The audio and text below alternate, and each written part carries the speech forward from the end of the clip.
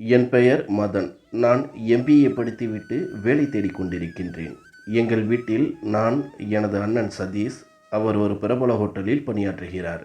அவரது மனைவி மற்றும் எங்களின் அம்மா உள்ளனர். நானும் எனது அம்மாவும் அந்த வீட்டில் எப்படி வாழ்கிறோம் என்று கதை போகும் போக்கில் நீங்களே தெரிந்து கொள்வீர்கள். ஒரு நாள் காலை நான், எனது அம்மா மற்றும் அண்ணன் மூவரும் அமர்ந்து சாப்பிட்டு கொண்டிருந்தோம். அண்ணி எங்களுக்காக தோசை சுட்டு கொண்டிருந்தார். எனது தட்டில் 3 தோசையும், அம்மாவின் தட்டில் 2 தோசையும், அண்ணனுக்கு முட்டை தோசை உட்பட 4-5 தோசைகளும் இருந்தன. 2 தோசை சாப்பிட்டு முடித்த அம்மா பசி முழுமையாக போகாததால் இன்னும் ஒரு தோசை கிடைத்தால் நன்றாக இருக்கும் என்று யோசித்தார். அவரின் மனதை நானும் புரிந்து கொண்டேன். ஆனால் எனது அண்ணியை மீறி அந்த வீட்டில் யாரும் வாய் திறப்பதில்லை. பிறகு அம்மாவும் சிறிதாக தைரியத்தை வரவழைத்து அண்ணியிடம், சுதா, எனக்கு இன்னும் ஒரு தோசை சுட்டுக்கொடு என்று பொறுமையாக கேட்டார். அதற்கு அண்ணி, உங்களுக்கு ஏற்கனவே பிளட் பிரஷரும் சுகரும் உள்ளது, அதிகமாக சாப்பிட வேண்டாம், இதுவே அதிகம் என்றார். நானும் அண்ணனை பார்த்தேன், அண்ணன் ஏதாவது சொல்வார் என்று. ஆனால் அவர் தலை குனிந்தபடியே எதுவும் கேட்காதது போல் சாப்பிட்டு கொண்டிருந்தார். அம்மாவும் முகம் வாடி போய் எழுந்திருக்க முற்பட்டார். பிறகு நானும் அண்ணியிடம், அண்ணி, என் அம்மா பகல் முழுவதும் வேலை செய்யும் பொழுது அவங்களுக்கு பிளட் பிரஷரும் சுகரும் இருப்பது உங்களுக்கு தெரியவில்லையா? இன்னும் ஒன்று கொடுத்தால்தான் என்ன என்று கேட்டேன். இதில் கோபமான அண்ணியும் என்னிடம், நீயும் உனது அம்மாவும் வெட்டியாகத்தான் இந்த வீட்டில் அமர்ந்து உனது அண்ணனின் உழைப்பில் சாப்பிட்டு வருகிறீர்கள். அதை நினைத்து பார்க்காமல் நீயும் வேலை தேடுகிறேன் என்ற பெயரில் வெட்டியாக ஊர் சுற்றுகிறாய். உனக்கு முதலில் வேலை கிடைக்கட்டும், பிறகு என்னிடம் வந்து பேசு, அதன் பிறகு பார்க்கலாம் என்றார். அன்னியின் பேச்சு என்னை கவலையடைய வைத்தது. இருந்தாலும் நான் அமைதியாக இருந்து விட்டேன். அம்மா பசியோடு இருப்பதை என்னால் தாங்கிக் கொள்ள முடியவில்லை. எனது தட்டிலிருந்து ஒரு தோசையை எடுத்து அம்மாவிடம் நீட்டினேன். இதை பார்த்த அண்ணி இன்னும் கோபமடைந்தார். என்ன நினைத்தாரோ தெரியவில்லை, வேகமாக வந்து என் கையில் இருந்து தோசையை தட்டிவிட்டார். இதை பார்த்து எனக்கு கண்ணீரும் கோபமும் வந்தது. பிறகு அண்ணியிடம், அண்ணி, ஏன் இப்படி நடந்து கொள்கிறீர்கள்? உங்களுக்கு மனிதாபம் கொஞ்சம் கூட இல்லையா என்றேன். இதை கேட்ட அண்ணி அழத் தொடங்கினார். பிறகு என் அண்ணனிடம், பாருங்கள், உங்களது தம்பிக்கு நான் மனிதாபியற்றவளாக தெரிகிறானாம் என்று கூறியபடியே குலுங்கி குலுங்கி அழத் தொடங்கினார். இதை பார்த்த அண்ணன் கோபமாக என்னிடம், போதும், நிறுத்து, உன்னால் பார், அண்ணி அழுது கொண்டிருக்கின்றாள், அவளிடம் மன்னிப்பு கேள். நீ செய்வதை நானும் பார்த்து கொண்டுதான் இருக்கிறேன். நான் சொல்வதை செய்யவில்லை என்றால் நான் மனிதனாகவே இருக்க மாட்டேன் என்றார். நானும் கோபத்துடன் அண்ணனிடம், அம்மாவிடம் அண்ணி எப்படி நடந்து கொள்கிறார் என்று நீங்கள் பார்த்து கொண்டுதான் இருந்தீர்கள். அப்பொழுதெல்லாம் அமைதியாக இருந்துவிட்டு நான் ஏதோ பேசிவிட்டேன் என்று என்னிடம் கோபத்தை காட்டுகிறீர்கள். உங்களுக்கு அண்ணிதான் முக்கியமா? அம்மாவின் மேல் அக்கறை இல்லாமல் போய்விட்டதா? உண்மைதான், நீங்கள் மனிதனே இல்லை என்றேன். இதை கேட்ட அண்ணன் இன்னும் கோபமாகி எனது கன்னத்தில் அறைந்து விட்டார். பிறகு என்னிடம், உன்னை இவ்வளவு நாள் பொறுத்து கொண்டது நான் செய்த தவறு. இனிமேலும் என்னால் உங்களுக்கு உழைத்து கொட்ட முடியாது. உடனடியாக இங்கிருந்து சென்று விடு. போதும், என் மனைவியை பொறுத்து கொள்ள முடியாத உனக்கு இனி இந்த வீட்டில் இடமில்லை, சென்று விடு என்று கையை பிடித்து வந்து வீட்டின் வெளியே விட்டார். நான் எதிர்பார்க்கவே இல்லை அண்ணன் என்னிடம் இப்படி நடந்து கொள்வார் என்று. இதை பார்த்து கொண்டிருந்த அம்மாவும் அண்ணனிடம், சதீஷ், நீ அவனிடம் அப்படி நடந்து கொள்வது தவறு. இந்த வீட்டில் உனக்கு எவ்வளவு உரிமை உள்ளதோ அதை போலத்தான் அவனுக்கும் உரிமை உள்ளது. திடீரென்று வீட்டை விட்டு வெளியே போகச் சொன்னால் அவன் எங்கே போவான் என்று பரிதாபமாக கேட்டார். அதற்கு அண்ணன், அம்மா, உங்களுக்கு சின்ன பையன் மேல் அவ்வளவு அக்கறையாக இருந்தால் பரவாயில்லை, நீங்களும் அவனோடு சென்று விடுங்கள். நீங்கள் செய்யும் அனைத்தையும் என்னால் பார்த்து கொண்டு இருக்க முடியாது.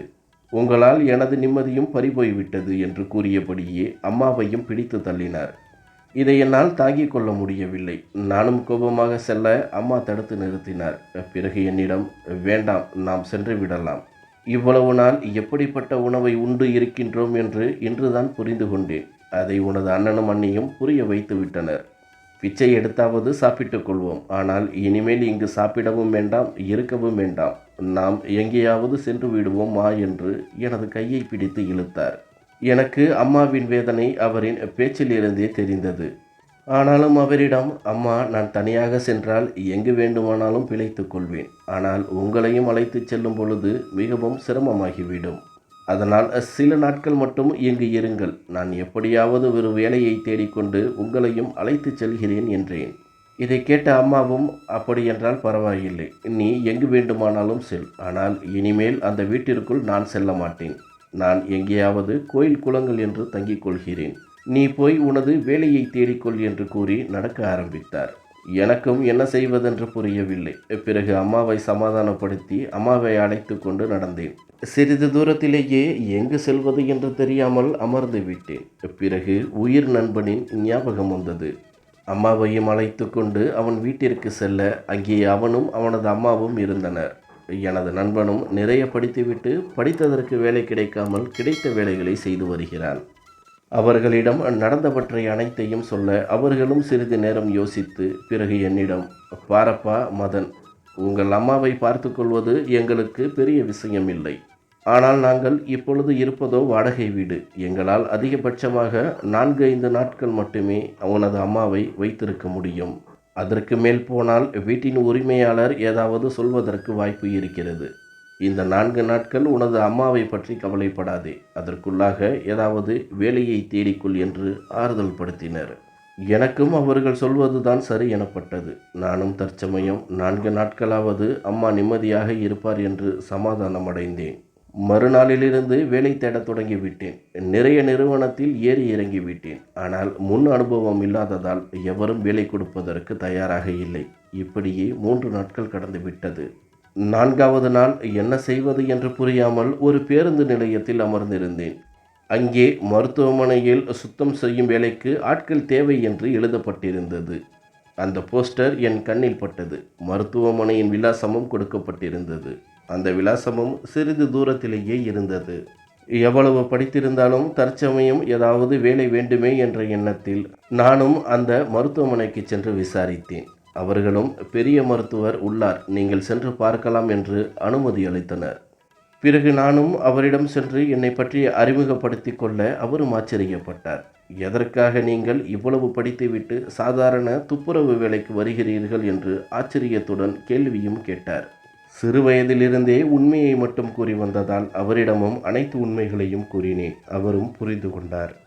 பிறகு என்னிடம், உங்களின் சம்பளம் தற்சமயம் 15,000, போக போக உங்கள் வேலையை பார்த்து அதிகமாக தருகிறோம். உங்களுக்கு வீடு இல்லை என்று கூறியதால் மருத்துவமனையின் பின்புறமே எங்களுக்கு சொந்தமான ஒரு வீடும் உள்ளது. அதை நீங்கள் உபயோகப்படுத்தி கொள்ளலாம். அதுவும் நீண்ட காலத்திற்கு முடியாது. உங்களுக்கு வேறு வீடு பார்த்துவிட்டு பின்பு அதை காலி செய்து கொள்ள வேண்டும்.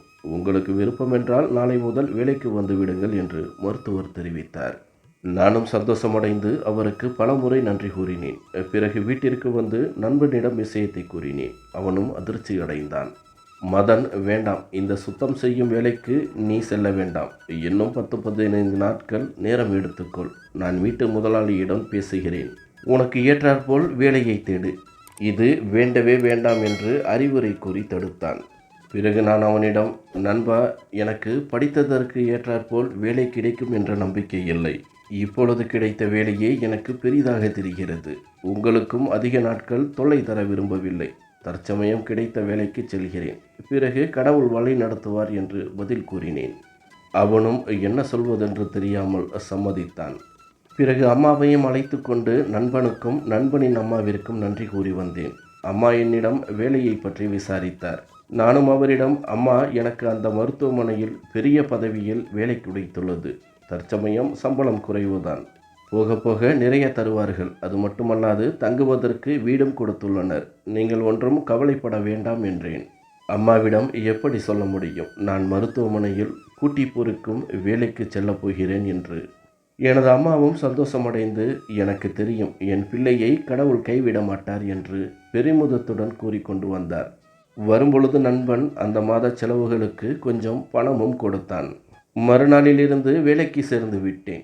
அங்குள்ளவர்கள் என்னை அன்பாக நடத்தினர். சில நாட்களிலேயே என்னை அனைவருக்கும் பிடித்து போய்விட்டது. இப்படியே 1 மாதம் முடிந்துவிட்டது. இன்றுதான் எனக்கு முதல் சம்பள நாள். வேலையை முடித்துவிட்டு கிளம்பும் முன் தலைமை மருத்துவர் என்னை அழைத்து நான் செய்யும் வேலையில் எந்த குறையும் இல்லை என்று வெகுவாக பாராட்டினார். பிறகு எனக்கு சேர வேண்டிய சம்பள பணத்தையும் ஒரு கவரில் வைத்து என்னிடம் கொடுத்தார். நானும் அதை சந்தோஷமாக வாங்கி கொண்டு வெளியில் வந்தேன். நான் பணத்தை எண்ணி பார்த்து கொண்டே இனிமேல் எந்த குறையும் இல்லாமல் அம்மாவிற்கு தேவையான மருந்து மாத்திரைகளை மற்றும் வீட்டில் உள்ள பொருட்களையும் வாங்கி கொள்ளலாம் என்று சந்தோஷமாக நினைத்தேன்.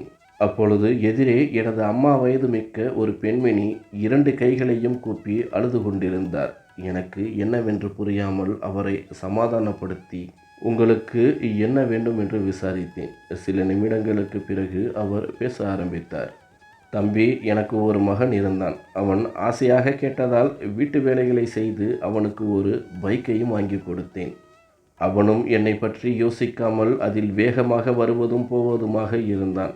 இன்று அவனுக்கு ஒரு விபத்து நடந்துவிட்டது. அவனை காப்பாற்ற வேண்டுமென்றால் 2 லட்சங்கள் வரை செலவாகும் என்று மருத்துவர்கள் கூறிவிட்டனர். இத்தனை நாள் சேமிப்பாக என்னிடம் 1 லட்சம் மட்டுமே உள்ளது. மீத பணத்திற்கு என்ன செய்வதென்று தெரியவில்லை.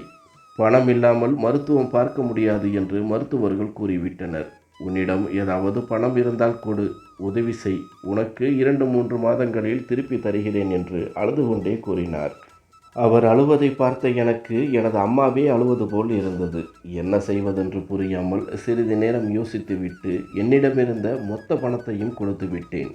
அவரும் அதை வாங்கி கொண்டு 2-3 மாதங்களில் திருப்பி தந்து விடுவதாக வாக்குறுதி அளித்தார். நானும் அவருக்கு ஆறுதல் கூறி அனுப்பி வைத்தேன். பிறகு அங்கிருந்தவர்களிடம் உதவி கேட்க அவர்களில் யாருமே அவருக்கு உதவ தயாராக இல்லை. அவர் அழுவதை பார்த்து எனக்கு மனவேதனையாக இருந்தது. அப்பொழுதுதான் நான் யோசித்தேன், பணக்காரனாக இருந்திருந்தால் அவருக்கு மொத்த பணத்தையும் கொடுத்து உதவி இருக்கலாமே என்று.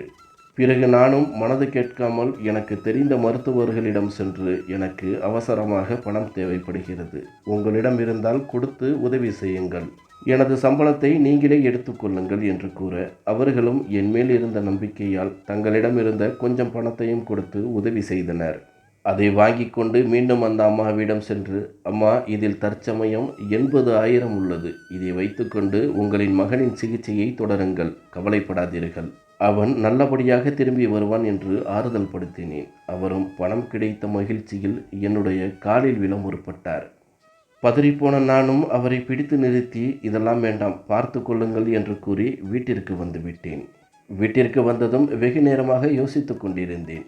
இந்த மாத செலவுகளுக்கு என்ன செய்வது, மருத்துவர்களுக்கு எப்படி திருப்பி கொடுப்பது என்றும் சிந்தித்து கொண்டிருந்தேன். இதை அம்மாவும் கவனித்து விட்டார். பிறகு என்னிடம், அப்பா, மல்லிகை சாமான்கள் அனைத்தும் தீர்ந்து விட்டது. இன்று ஒரு நாள் மட்டுமே வரும். நாளை வாங்க வேண்டும். இன்று சம்பளம் கொடுத்தார்களா என்று விசாரித்தார். நானும் அம்மாவிடம், அம்மா, இன்று மருத்துவர் விடுப்பு எடுத்து விட்டார், அதனால் சம்பளம் கொடுக்கவில்லை. நாளை அல்லது மற்ற நாள் கொடுத்து விடுவார், எல்லாம் வாங்கிக் கொள்ளலாம் என்று சமாதானப்படுத்தினேன். அப்பொழுது வீட்டின் கதவை தட்டும் சத்தம் கேட்க நானும் சென்று திறக்க அங்கே ஒரு முதியவர் நின்று கொண்டிருந்தார்.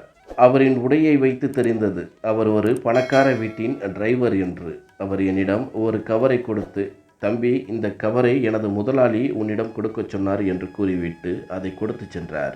நானும் குழம்பி போய் அது என்னவாக இருக்கும் என்று பிரித்து படிக்க ஆரம்பித்தேன். அதில், தம்பி, இன்று மருத்துவமனையில் நீ செய்த காரியம் என்னை நெகிழ்ச்சி அடைய வைத்து விட்டது.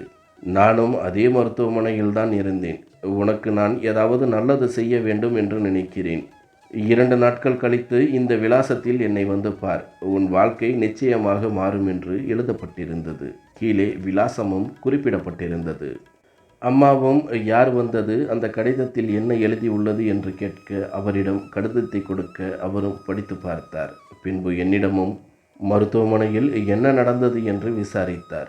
நானும் மறைப்பதற்கு மனம் இல்லாமல் அனைத்து உண்மைகளையும் கூறிவிட்டேன். அம்மா கோபப்படுவார் என்று தான் நினைத்தேன்.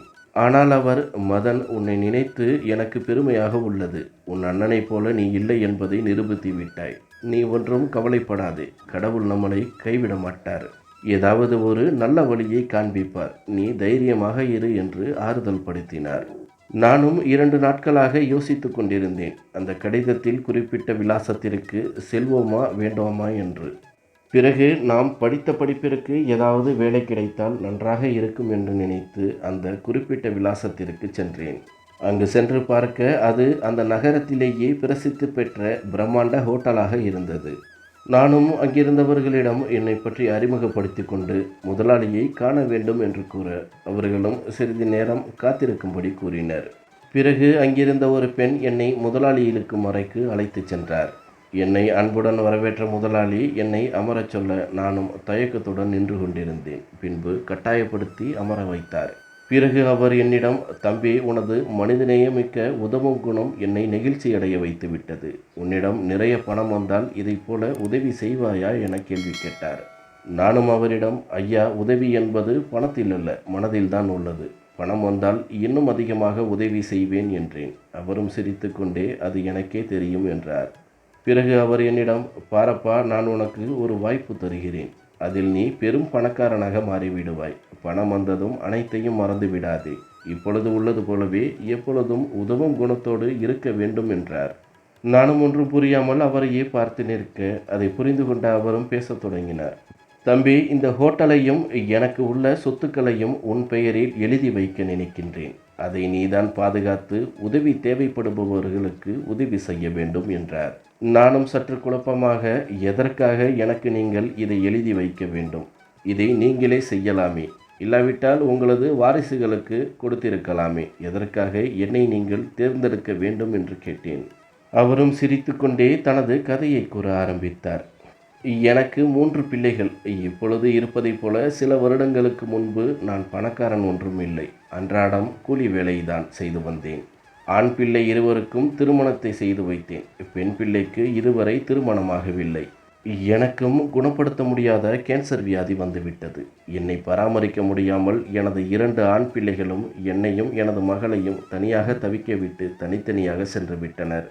என்ன செய்வது என்று புரியாமல் ஒரு பெண் பிள்ளையை கையில் வைத்துக்கொண்டு பரிதவித்தேன். அப்பொழுது அவளுக்கு 8-9 வயதுதான் இருக்கும். பிறகு ஒரு நாள் இந்த ஹோட்டலின் முதலாளி என்னை சந்தித்து, தம்பி, நான் உனது அப்பாவிற்கு துரோகம் செய்து விட்டேன். உனது அப்பாவும் நானும் தான் இந்த ஹோட்டலை ஆரம்பித்தோம். ஆனால் பணத்தின் மேல் இருந்த பேராசையால் அவருக்கு துரோகம் செய்து அவரிடமிருந்த அனைத்தையும் பிடுங்கிக் கொண்டேன். உனது அப்பா மிகவும் நல்லவர். இதை பற்றி யாரிடமும் எதுவும் கூறவில்லை. ஏழ்மையான வாழ்க்கையை வாழ்ந்து இறந்து போனார். அதன் பிறகு நானும் நன்றாக ஹோட்டலை பராமரித்து நல்ல நிலைமைக்கு வந்தேன். ஆனால் எனக்கு பிறந்த 2 குழந்தைகளுமே மனநலம் பாதிக்கப்பட்டு என் கண் முன்னாலேயே இறந்து போயினர். இதனால் என் மனைவியும் என்னை விட்டு பிரிந்து சென்று விட்டாள்.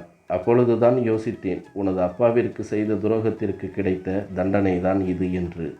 எனக்கு இப்பொழுது காசு பணத்தின் மேல் எந்த ஆசையும் இல்லை.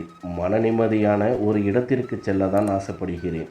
உனது அப்பாவிற்கு செய்த துரோகத்திற்கு பரிகாரமாக தயவு செய்து இந்த ஹோட்டலை நீயே வைத்துக்கொள், என்னையும் மன்னித்து விடு என்று கூறி இந்த ஹோட்டலை என் பெயரில் எழுதி வைத்தார். அதன்படி நானும் கடுமையாக உழைத்து அதில் வந்த பணத்தை வைத்து எனக்கு இருந்த கொடும் வியாதியில் இருந்து கொஞ்சம் கொஞ்சமாக தப்பித்து வந்தேன். ஆனால் அது முழுமையாக முடியவில்லை. இன்னும் சில மாதங்களில் நான் இறந்து விடுவேன். எனக்கு இருக்கும் ஒரே ஆசை எனது மகளுக்கு திருமணம் செய்து பார்க்க வேண்டும் என்பதுதான்.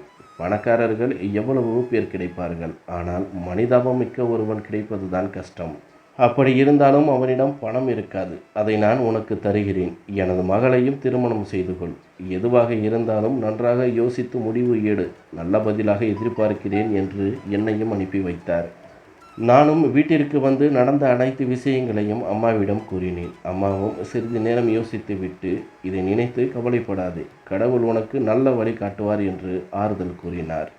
நானும் மறுநாளே எப்பொழுதும் போல வேலைக்கு சென்று விட்டேன். 10 நாட்கள் கழித்து வேலையிலிருந்து வரும்பொழுது அந்த பெரிய ஹோட்டலின் முதலாளி எனது வீட்டிற்கு வந்து எனது அம்மாவிடம் பேசி கொண்டிருந்தார். எனது அம்மாவும் என்னிடம், அவர் பார்ப்பதற்கு நல்லவராக இருக்கிறார். நீ அவர் சொன்னது போலவே அவரின் மகளை திருமணம் செய்து கொள். எனக்கு சம்மதம். உன் பதில் என்னவென்று கேட்க, நானும் உங்களுக்கு சம்மதம் என்றால் எனக்கும் சம்மதம்தான் என்று சம்மதித்தேன். பணக்காரரும் மகிழ்ச்சியடைந்து சில நாட்களிலேயே திருமணமும் முடிந்தது. அவர் சொன்னது போலவே ஹோட்டலையும் மற்ற சொத்துக்களையும் என் பெயரில் எழுதி வைத்தார். எங்களுக்கென்று தனியாக வீடும் ஒதுக்கி கொடுத்தார். நானும் எனது அம்மாவும் எனது மனைவியும் குடியேறினோம். நான் அவரிடம், நீங்கள் சொன்னது போலவே மற்றவருக்கு உதவியாக இருந்து அவர்களின் கஷ்டங்களை தீர்த்து வைப்பேன் என்று உறுதியளித்தேன். பின்பு அவரிடம் சொல்லி எனது நண்பனுக்கும் நல்ல இடத்தில் வேலையும் ஆகி கொடுத்தேன். மனைவியும் மிக அழகாக இருந்தாள். என்னிடம் அன்பாகவும் நடந்து கொண்டாள். ஆரம்பத்தில் பணக்கார வீட்டு பெண் எனது அம்மாவை எப்படி பார்த்து கொள்வார் என்று யோசித்தேன். ஆனால் நான் பயந்தது போல எதுவுமே நடக்கவில்லை. அவள் தனது சொந்த அம்மாவைப் போல என் அம்மாவையும் கவனித்து கொண்டாள். சில நாட்கள் கழித்து ஒரு முதலாளியாக அந்த ஹோட்டலுக்கு செல்ல அங்கே எனக்கு நல்ல வரவேற்பு அளிக்கப்பட்டது. அங்கே ஒரு ஓரத்தில் நின்று கொண்டிருந்த எனது அண்ணன் என்னை பார்த்து அதிர்ச்சி அடைந்து என்னை நோக்கி வேகமாக ஓடி வந்தான். என் அண்ணனும் அதே ஹோட்டலில்தான் பணிபுரிகிறான். அவன் என்னிடம், உன்னையும் அம்மாவையும் நான் தேடாத இடமில்லை. உங்களிடம் நான் தவறாக நடந்து கொண்டேன். என்னை மன்னித்து விடுங்கள். நீ எப்படி இந்த ஹோட்டலுக்கு முதலாளி ஆனாய் என்று கதையை கேட்டான். நான் அவனிடம், இந்த அண்ணன் தம்பி எல்லாம் அப்பொழுதே முடிந்துவிட்டது. நான் இப்பொழுது முதலாளி. நீ எனக்கு கீழே வேலை செய்யும் ஒரு தொழிலாளி. அவ்வளவுதான் நமது சொந்தம். அதை விட்டுவிட்டு அண்ணன் தம்பி என்று என்னிடம் உறவு கொண்டாட வேண்டாம். உனக்கு விருப்பம் இருந்தால் வேலை செய்யலாம், இல்லையேல் சென்று விடலாம் என்று கோபமாக பதிலளித்தேன். இதை அவனே எதிர்பார்க்கவில்லை. அவனிடம் அப்படி பேசியது எனக்கு மன கஷ்டமாகத்தான் இருந்தது. என்ன செய்வது? எனக்கும் எனது அம்மாவிற்கும் அவனின் மனைவி பேச்சை கேட்டுக்கொண்டு கஷ்டத்தை மட்டுமே தந்தான்.